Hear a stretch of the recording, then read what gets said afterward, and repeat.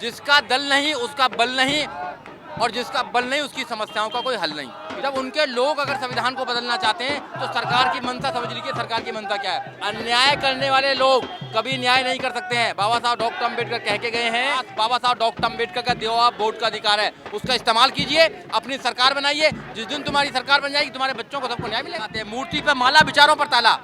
अम्बेडकरवाद को नहीं फैलाएंगे।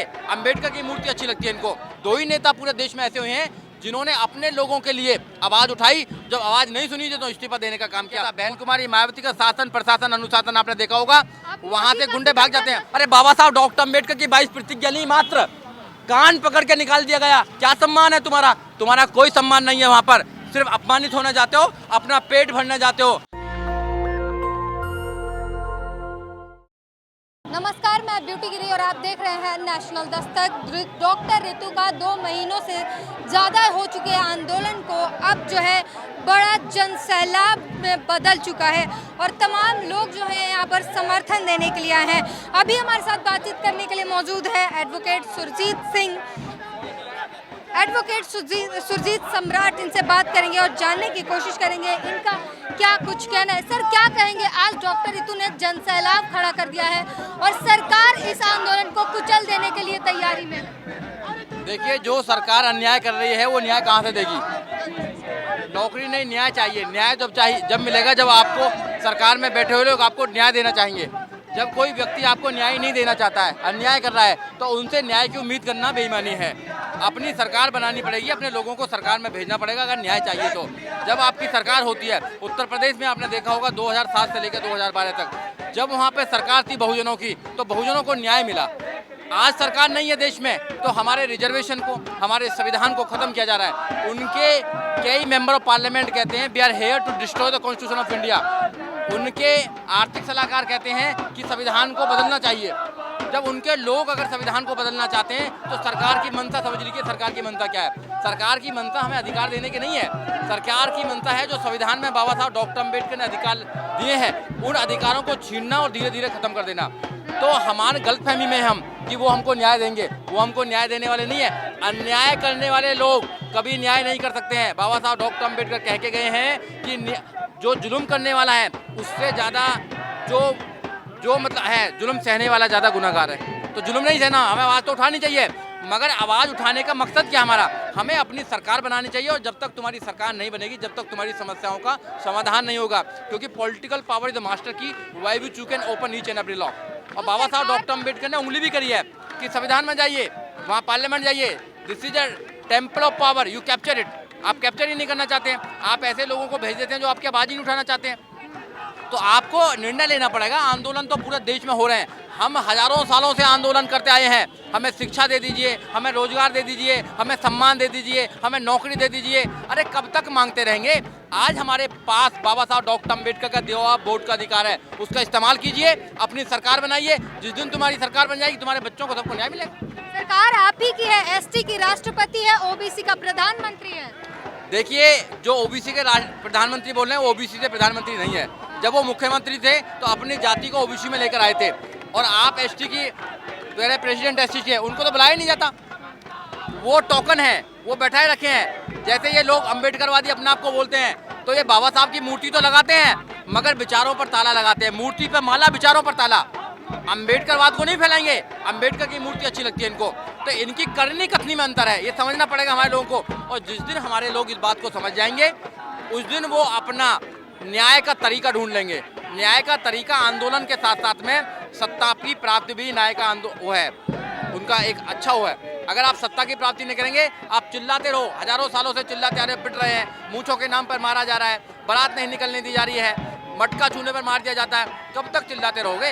अरे भैया, अपनी सरकार बनाओ। तुम 100 में 85, अपनी सरकार बनाओगे नहीं, कैसे काम चलेगा? अरे अपनी सरकार बनाओ, न्याय लो और दूसरों को न्याय दो। जब तुम्हारी सरकार होती है, तुम खुद तो न्याय लेते हो, दूसरों को भी साथ में न्याय करने का काम करते हो। इसलिए जिसका दल नहीं उसका बल नहीं, और जिसका बल नहीं उसकी समस्याओं का कोई हल नहीं। सांसद विधायक कई ऐसे हैं जो सदन में है, विधायिका में है और बहुजनों के ही है वो, लेकिन आपके लिए काम नहीं करते। वो आरक्षित सीटों से जीत कर गए हैं। मैडम, गलतफहमी है, वो बहुजनों के नहीं है, वो SC ST के नहीं है, वो पालतू उनके लोग हैं, वो पट्टाधारी लोग हैं, आरक्षित सीटों से लड़कर जाते हैं। आरक्षित सीट से जाएं। ये दुर्भाग्य है कि देश में बाबा साहब डॉक्टर अम्बेडकर डबल वोट का सिद्धांत लेकर आए थे। अगर वो डबल वोट का सिद्धांत होता तो ये जो गुलाम लोग हैं, जो चमचा युग मानव काशीराम साहब ने लिखी, ये पैदा नहीं होते। तो ऐसे जो लोग हैं वो हमारी बात नहीं करते हैं, वो तो उन्हीं का एजेंडे को फॉलो कर रहे हैं। हमारी बात अगर कोई करने वाला है तो इस देश में बहुजन समाज पार्टी है।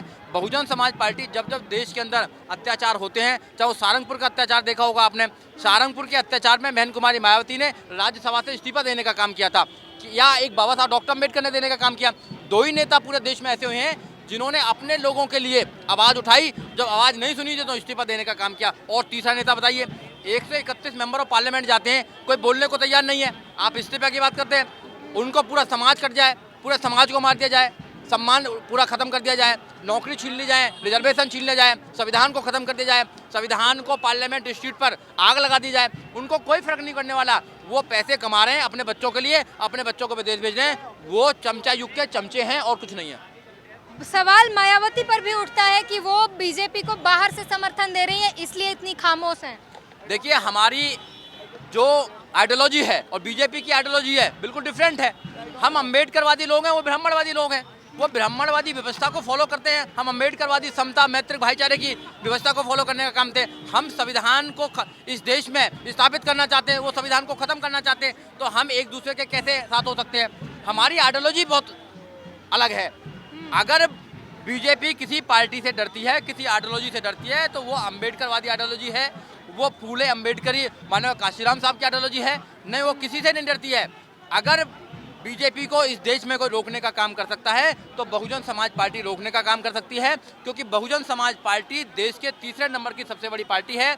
हमारी 4 करोड़ से ज़्यादा हमारी वोट सपोर्ट है, हमारे 10 मेंबर ऑफ पार्लियामेंट हैं, एक हमारे राज्यसभा है, और हम पूरे देश में सारे राज्यों में चुनाव लड़ने का काम करते हैं। हम बहुत बड़े सेक्शन को रिप्रेजेंट करने का काम करते हैं। तो जो आपकी नेशनल पार्टी है उसकी ताकत को पहचानो, उसके साथ लगो, काम हो जाएगा। तो साफ तौर पर आप सुन सकते हैं, बड़े तमाम लोग यहाँ पर आए हुए हैं। कहा जाता है कि बीजेपी और बसपा की आपस में साठगांठ है। बाहरी से वो बस दिखावा है कि अलग अलग लड़ रहे हैं, लेकिन अंदरूनी जो है उनका साठगांठ बना हुआ है। देखो, विरोधी लोग तो क्या है कि वो भ्रम फैलाने का काम करते हैं, विरोधी लोग बदनाम करने का काम करते हैं। उनकी बातों पर मत जाइए। अम्बेडकरवाद और ब्राह्मणवाद एक साथ कभी आ नहीं सकते, कभी नहीं आ सकते, क्योंकि जमीन आसमान का अंतर है। हम अम्बेडकरवादी हैं, हम न्याय की बात करते हैं, हम समता की बात करते हैं, हम स्वतंत्रता की बात करते हैं, हम बंधुता की बात करते हैं। वो लोग क्या है, वो लोग न्याय की बात नहीं करते, वो तो अन्याय करते हैं। जैसे डॉक्टर रितु सिंह की अभी नौकरी छीनने का काम किया है, देखा नहीं आपने? डॉक्टर रितु सिंह की नौकरी छीनने का काम किया है। तो अगर सरकार हमारी डर होती गई है क्या मायावती की? अगर बोल दिया तो उनके ऊपर भी ईडी सीबीआई का शिकंजा कसा जाएगा? बहन जी डरती नहीं है। बहन जी बहुत सारे लोगों, राजा बाजाओं के नाक में नकेल डालने वाली बहन जी आपने देखा नहीं? उत्तर प्रदेश के अंदर कितने लोगों को जेल में पहुंचाने का काम किया। हाँ, कितने लोगों, गुंडा के गुंडर कहाँ के थे, सब जेल में भेजने का काम किया था। बहन कुमारी मायावती का शासन, प्रशासन, अनुशासन आपने देखा होगा, वहाँ से गुंडे भाग जाते हैं।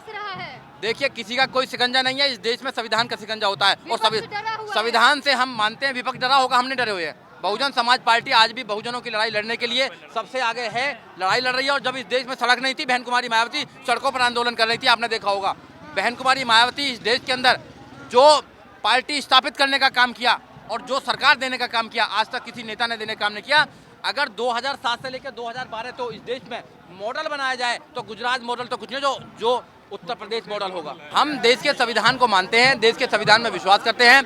देश का जो संविधान है वो इस देश में सुरक्षित होना चाहिए। जब न्याय मिला, नतमस्तक होते हैं संविधान के आगे। देखिए, मोदी जी तो हैं जो करते हैं, करनी या कथनी में अंतर है उनकी में। जो करते हैं वो करते नहीं हैं, और जो कहते हैं वो कर देते हैं। नोटबंदी के लिए किसी ने बोला था, मोदी ने नोटबंदी कर दी।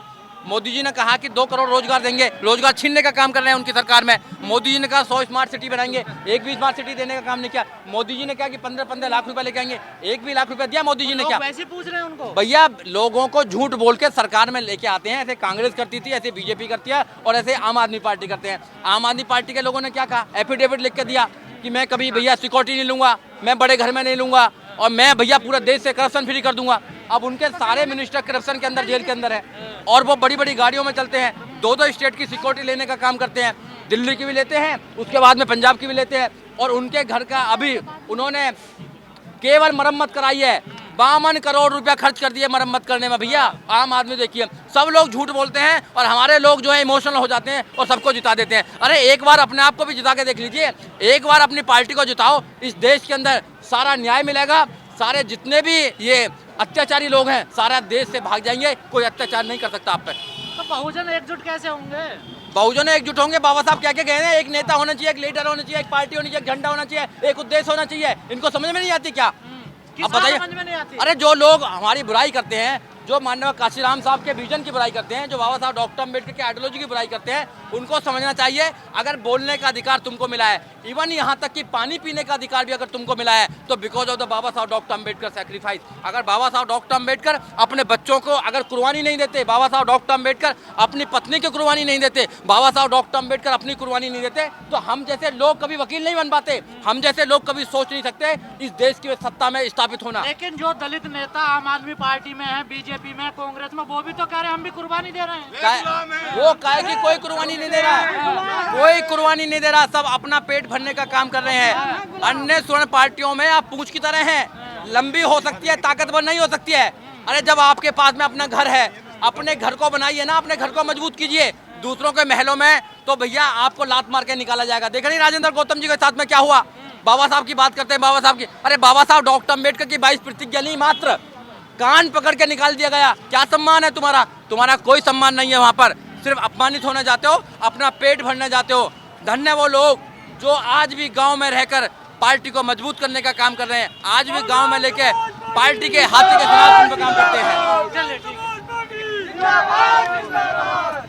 तमाम लोग जो हैं यहाँ पर आए हुए हैं और आकर जो है डॉक्टर रितु को लगातार समर्थन दे रहे हैं।